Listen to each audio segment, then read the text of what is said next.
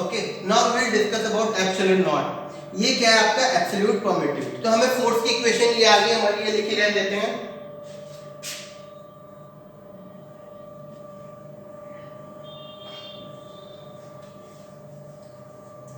अब देखो, अब सपोज करो ये है ए, ये पर्सन ए है,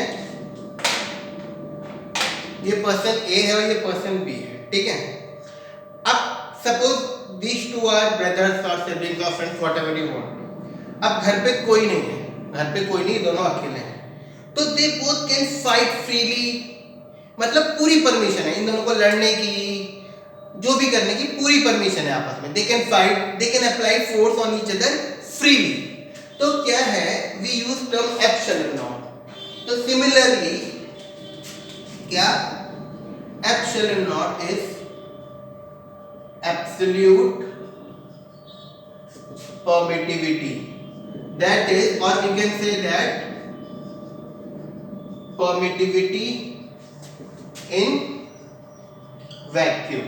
जब आपके चार्ज किसमें है, that is when charges are kept in vacuum। जब आपके चार्जेस कहाँ पे हैं, वैक्यूम में। क्यों, वैक्यूम में हमें पता है कि कुछ नहीं होता। Vacuum means nothing. सपोज ये आपका एक चार्ज है Q1 और ये दूसरा चार्ज है Q2। अब जो परमिशन है वो पूरी पूरी है, आराम से फोर्स लगा सकते हैं, कोई रोक टोक नहीं, कोई मीडियम नहीं। तो दैट्स व्हाई एब्सोल्यूट को क्या बोलते हैं, एब्सोल्यूट परमिटिविटी और permittivity in vacuum. And value of epsilon naught is 8.85 into 10 to the power minus 12। Again unit देखो, epsilon naught इधर आ जाएगा और फोर्स इधर चला जाएगा यहाँ से। Let me show you unit. अब suppose I don't know the unit, तो how I will write the unit, यहाँ से इसी फॉर्मूले से epsilon naught यहाँ पे आ गया। ओके, तो यहाँ क्या बचा, 1 अपॉन में 4 पाई f Q1 Q2 अपॉन में r स्क्वायर। तो epsilon naught यूनिट की वैल्यू क्या होगी, कूलम स्क्वायर, फोर्स की न्यूटन इनवर्स मीटर माइनस 2। अगर आप ध्यान से देखें तो 1/4 पाई एप्सिलॉन नॉट की जो यूनिट थी उसका रेसिप्रोकल किसकी यूनिट हो जाएगी, 8.85। ओके, ये आपका कंडीशन, ठीक है। अच्छा, अब लेट अस डिस्कस। ये तो हो गया आपका फोर्स कब। अच्छा, whenever you will be solving the numerical, आपको एप्सिलॉन नॉट की वैल्यू पुट करने की जरूरत नहीं है। यहाँ पे हमें पूरी 1/4 पाई एप्सिलॉन नॉट की वैल्यू पता है, कितनी होती है, 1/4 पाई एप्सिलॉन नॉट की वैल्यू पूरी पता है, 9 × 10 to the power 9, ठीक है। अच्छा, ये जो एप्सिलॉन नॉट है ये परमिशन कब हो गई, जब कुछ भी नहीं है, मतलब कंप्लीट परमिशन है। अच्छा, अब अगर मान लो इन्हीं चार्जर को किसी मीडियम में रख दिया गया, ठीक है, तो when charges are kept in any medium, जब आपने चार्जेस को किस में रख दिया, किसी मीडियम में रख दिया है। अब इस केस में आपका F क्या हो जाएगा, F is equal to 1/4 पाई। अब एप्सिलॉन नॉट तो वैक्यूम के लिए था, यहाँ पे क्या आ जाएगा, एप्सिलॉन सफिक्स में m। ये जो सिंबल होता है ये एप्सिलॉन होता है, ई मत समझना, ई ये होता है, हाँ हम कभी कभी ऐसे ई लिख देते हैं, but this symbol is epsilon, ठीक है, एप्सिलॉन, EPSILON, एप्सिलॉन, ठीक है। तो अब क्या हो गया आपका F is equal to 1 upon में 4 pi epsilon m into Q1 Q2 upon में r। ओके, सेम थिंग, बस एप्सिलॉन नॉट की जगह क्या आ गया, एप्सिलॉन m आ गया, एप्सिलॉन m आ गया। अब ये एप्सिलॉन m क्या है, एप्सिलॉन m क्या है, परमिटिविटी ऑफ मीडियम।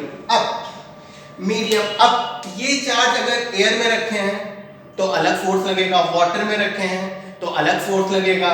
अब किस मीडियम में दोनों चार्ज रखे हैं, इन दोनों के बीच में क्या मीडियम है। फॉर एग्जांपल अगेन ये दोनों ए बी थे, फ्री थे, ठीक। अब मान लो घर पे बड़ा भाई आ गया इन दोनों का, तो थोड़ी सी दिक्कत होगी, थोड़ा सा लड़ने में दिक्कत होगी। मम्मी आ गई, थोड़ी और ज्यादा दिक्कत होगी, परमिशन कम हो गई। पापा आ गए, परमिशन बिल्कुल कम हो गई। तो अलग अलग मीडियम में फोर्स क्या हो जाता है, कम होगा। तो जैसे आपको कोई देखो खाली जगह बढ़िया फोर्स लगेगा, कुछ आपने बीच में डाल दिया, फोर्स क्या हो जाएगा, कम हो जाएगा। तो अब एप्सिलॉन एम इसकी वैल्यू जितनी बढ़ेगी उतना ही आपका फोर्स कम हो जाएगा, उतना ही आपका फोर्स कम हो जाएगा। अब हम हर इसका एप्सिलॉन एम तो याद नहीं कर सकते, तो व्हाट वी डू इज हम एक टर्म हमने ढूंढा that is called relative permittivity. उस टर्म को हमने क्या बोला, रिलेटिव परमिटिविटी। अब ये तो हमें पता है, ठीक है।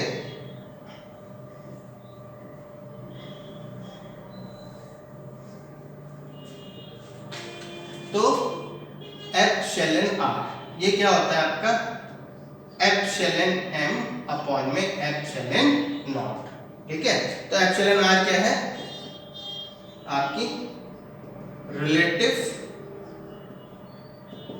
Permittivity.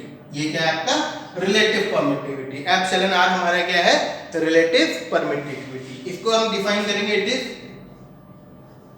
Ratio of permittivity in medium to absolute permittivity, to absolute permittivity, ठीक है। अच्छा यहां से हमें क्या पता चला, that is epsilon M is equal to क्या हो गया, epsilon naught into epsilon R. अच्छा इस रिलेटिव परमिटिविटी को हम एक चीज और भी बोलते हैं, डाई इलेक्ट्रिक कांस्टेंट। क्या बोलते हैं उसको, dielectric constant epsilon R को। कि अगर किसी मीडियम की डाइलेक्ट्रिक वैल्यू दे रखी है तो वो आपका क्या होता है, डाई इलेक्ट्रिक कांस्टेंट, ठीक है। तो रिलेटिव परमिटिविटी क्या है, ratio of permittivity in medium to absolute permittivity और permittivity in vacuum. And this relative permittivity is also known as और also called dielectric constant. तो अब यहां पे देखिए आपका क्या था, एप्सिलॉन एम की जगह हम क्या लिख सकते हैं, epsilon naught into epsilon R. तो इसका मतलब F is equal to 1 by 4 pi epsilon naught epsilon R into Q1 into Q2 upon में R स्क्वायर। और फोर्स की यूनिट तो हमें पता ही है क्या होती है, न्यूटन होती है। क्या होती है, न्यूटन। तो F is equal to 1 by 4 pi epsilon naught epsilon R into Q1 into Q2 upon में R स्क्वायर। अच्छा थिंग इज, अब ये हमें समझ में आ गया। अब एप्सिलॉन आर बेसिकली होता क्या है, जैसे कि अलग अलग मीडियम के लिए अलग अलग होती है। जैसे कि suppose again I am taking example, ये ए थे, ये बी, ठीक है। अच्छा वैक्यूम कंडीशन ले लो, कौन सी कंडीशन ले लो, वैक्यूम कंडीशन ले लो। अब ए और बी जो आपस में फोर्स लगा रहे हैं, सपोज मान लो 10 का लगा रहे हैं, क्या लगा रहे हैं, 10 का वैक्यूम, ठीक। अब क्या हुआ, भाई अंदर कर गया, मीडियम ब्रदर हो गया, ठीक है। अब अगेन ए और बी। अब भाई क्या था इनका, भाई was like cool, he was cool, बिंदास टाइप का बंदा था। उसने कहा ठीक है जो करना है करो, आई विल नॉट इंटरफेयर। तो अब जैसे भाई ने कहा ही विल नॉट इंटरफेयर, तो इनके फोर्स पे कोई फर्क पड़ा नहीं, क्योंकि जितनी उनको वैक्यूम में परमिशन मिल रही थी उतनी ही भाई के टाइम पे मिल गई, ठीक है। तो यहाँ पे भी क्या आ गया, 10। मतलब कि देखो अगर कोई कंफ्यूजन हो, एप्सिलॉन आर, मान लो एप्सिलॉन नॉट की वैल्यू कितनी है, 8.85 × 10⁻⁻12, और जब मीडियम ने भी उतनी ही परमिशन दे दी 8.85 × 10⁻12, तो क्या आ जाएगा, 1 आ जाएगा। ये किसका केस होता है, एयर का केस होता है। किसका केस होता है, एयर का।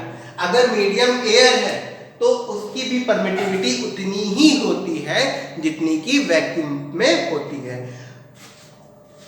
थ्योरेटिकली, आइडियली थोड़ा सा डिफरेंस आता है, बट हियर भी इग्नोर है। तो अगर वैक्यूम में जितना फोर्स लग रहा है उतना ही एयर में लगेगा, ओके। बट अगर हम वाटर की बात करेंगे या कोई और कंडीशन की बात करेंगे तो उस केसेस में हमारी एप्सिलॉन आर की वैल्यू बढ़ जाएगी। क्यों? यहाँ पे अब आपकी परमिशन क्या होने लगेगी, आपकी परमिशन वो कम करेंगे, ठीक है, तो उससे आपका फर्क पड़ जाएगा। तो आपकी रिलेटिव परमिटिविटी आपकी जितनी ज्यादा होगी, रिलेटिव परमिटिविटी जितनी ज्यादा होगी, आपका फोर्स ऑटोमेटिकली क्या होता जाएगा, कम हो जाएगा। जैसे किसी के लिए 8 होगा तो फोर्स 8 टाइम्स कम हो गया। अगर एप्सिलॉन नॉट की वैल्यू जैसे 8 होता तो यहाँ पे ऐसे equal to suppose if for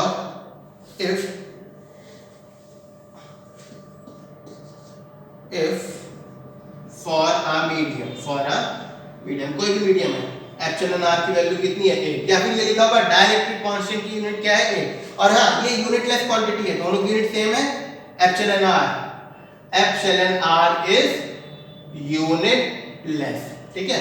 अब for a medium epsilon R 8 है। तो पहले अगर जब आपका वैक्यूम में था तो एफ क्या था 1/4 pi epsilon naught into q1 into q2 upon में r स्क्वायर। बट जब एप्सिलॉन r आ गया, मीडियम में आपने रख दिया, तो क्या हो जाएगा f dash 1/4 pi epsilon not. अब एप्सिलॉन r लिखेंगे उसकी जगह हम क्या लिख देंगे 8 into q1 into q2 upon में r स्क्वायर। 8 को अगर हम इधर लिख लें तो क्या हो जाएगा f dash is equal to 1/8 into 1/4 pi epsilon naught into q1 into q2 upon में r स्क्वायर। अब ये पूरा टर्म किसके बराबर है आपका f के बराबर, तो f dash is equal to क्या हो जाएगा f अपॉन में 8 हो जाएगा। f डैश क्या हो जाएगा f अपॉन में 8। तो 8 टाइम्स आपका फोर्स क्या हो गया, कम हो गया। 8 टाइम्स आपका फोर्स क्या हो गया 1/8 से कम हो गया। तो this is about the Coulomb's law and relative permittivity and absolute permittivity. तो अलग-अलग मीडियम की अलग-अलग रिलेटिव परमिटिविटी आपको दे रखी होगी and they call it generally dielectric constant. अब नेक्स्ट वीडियो में हम पढ़ेंगे vector form of Coulomb's law and charge densities.